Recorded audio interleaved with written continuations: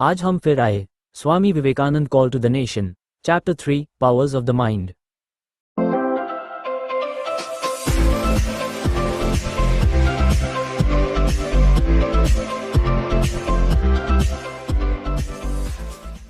Powers of the mind. एक विचार को अपनाओ, उस एक विचार को अपना जीवन बनाएं, इसके बारे में सोचें, इसका सपना देखें, उस विचार पर जिएं। मस्तिष्क, मांसपेशियों, तंत्रिकाओं, आपके शरीर के हर हिस्से को उस विचार से भरा होने दें और हर दूसरे विचार को अकेला छोड़ दें। यही सफलता का रास्ता है।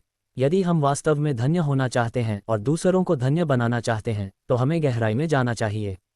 1.177 दुनिया के सभी महान पैगंबर, संत और द्रष्टा, उन्होंने क्या किया? जीवन के एक दौर में उन्होंने मानवता का पूरा जीवन जिया, सामान्य मानवता को पूर्णता तक पहुंचने में लगने वाले पूरे समय को पार किया।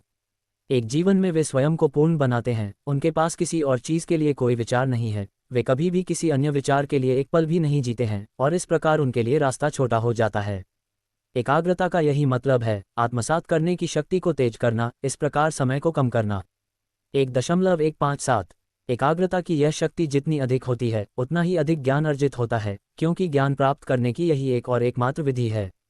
यहाँ तक कि सबसे निचला जूता भी, यदि वह अधिक एकाग्रता देता है तो काले जूते बेहतर होंगे। एकाग्रता वाला रसोइया भोजन को और भी बेहतर ढंग से पकाएगा। पैसा बनाने में या भगवान की पूजा करने में या कुछ भी करने में एकाग्रता की शक्ति जितनी मजबूत होगी वह काम उतना ही बेहतर होगा। यह एक पुकार है, एक दस्तक है जो प्रकृति के द्वार खोलती है और प्रकाश की बाढ़ को बाहर निकालती है। 2.391 संसार का सारा ज्ञान मन की शक्तियों के एकाग्र होने के बिना कैसे प्राप्त हुआ है? दुनिया अपने रहस्यों को छोड़ने के लिए तैयार है, अगर हम केवल दस्तक देना जानते हैं तो इसे आवश्यक झटका कैसे दें? आघात की ताकत और बल एकाग्रता के माध्यम से आता है। मानव मन की शक्ति की कोई सीमा नहीं है। ये जितना अधिक संकेंद्रित होता है एक बिंदु पर उतनी ही अधिक शक्ति उत्पन्न होती है, यही रहस्य है। I.130-31 कोई बल उत्पन्न नहीं किया जा सकता, इसे केवल निर्देशित किया जा सकता है। इसलिए हमें उन भव्य शक्तियों को नियंत्रित करना सीखना चाहिए जो पहले से ही हमारे हाथों में हैं और इच्छा शक्ति से उन्हें केवल पशु के बजाय आध्यात्मिक बनाना चाहिए। इस प्रकार यह स्पष्ट रूप से देखा जाता है कि शुद्धता सभी नैतिकता और सभी धर्मों की आधारशिला है। 8.46 मुक्त। हम, जो एक पल के लिए भी अपने मन पर शासन नहीं कर सकते, बल्कि किसी विषय पर अपना मन नहीं रख सकते, एक पल के लिए बाकी सभी चीज़ों को छोड़कर एक बिंदु पर ध्यान केंद्रित नहीं कर सकते, फिर भी हम खुद को आज़ाद कहते हैं। इसके बारे में सोचो। अनियंत्रित और अनियंत्रित मन हमें नीचे नीचे हमेशा के लिए खींच लेगा, हमें मार डालेगा, और नियंत्रित और निर्देशित मन हमें बचाएगा, हमें मुक्त करेगा। V.30 पुरुषों और जानवरों के बीच मुख्य अंतर उनकी एकाग्रता की शक्ति में अंतर है। किसी भी कार्य क्षेत्र में सारी सफलता इसी का परिणाम है। उनकी एकाग्रता की शक्ति में अंतर भी मनुष्य और मनुष्य के बीच अंतर का गठन करता है।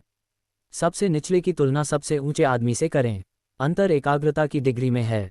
V.37 विचार शक्ति का 90% सामान्य मनुष्य द्वारा बर्बाद किया जाता है और इसलिए वह लगातार बर्बाद होता रहता है। गलतियां करना, प्रशिक्षित व्यक्ति या दिमाग कभी गलती नहीं करता। V.123-24 आप छोटे दिल के पुरुषों से किस काम की उम्मीद करते हैं? दुनिया में कुछ भी नहीं। यदि आप समुद्र पार करेंगे तो आपके पास लोहे की वसीयत होनी चाहिए। आपको पहाड़ों को भेदने के लिए पर्याप्त मजबूत होना चाहिए। V.297 अच्छे और बुरे विचार प्रत्येक एक शक्तिशाली शक्ति हैं और वे ब्रह्मांड को भर देते हैं।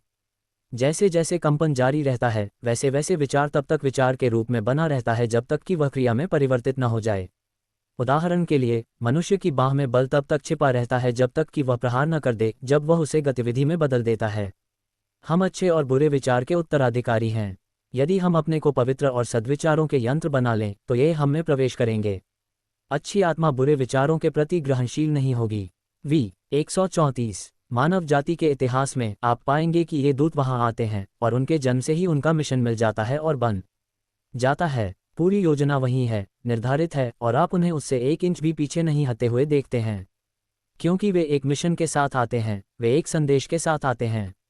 जब वे बोलते हैं तो प्रत्येक शब्द सीधा होता है, ये बम के गोले की तरह फट जाता है। शब्द में क्या है जब तक कि उसके पीछे शक्ति न हो?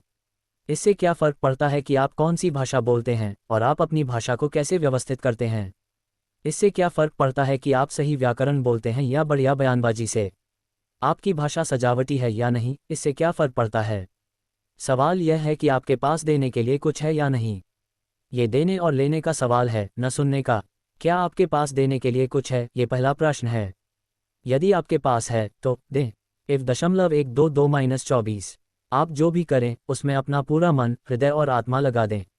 मैं एक बार एक महान सन्यासी से मिला जिसने अपने पीतल के खाना पकाने के बर्तनों को साफ किया, उन्हें सोने की तरह चमकाया, उतनी ही देखभाल और ध्यान के साथ जितनी उसने अपनी पूजा और ध्यान पर दी थी। स्वामी विवेकानंद का जीवन प्रे 284। इस जीवन को जीते हुए पवित्रता कैसे प्राप्त करें? क्या हम सब जंगल की गुफाओं में जाएंगे?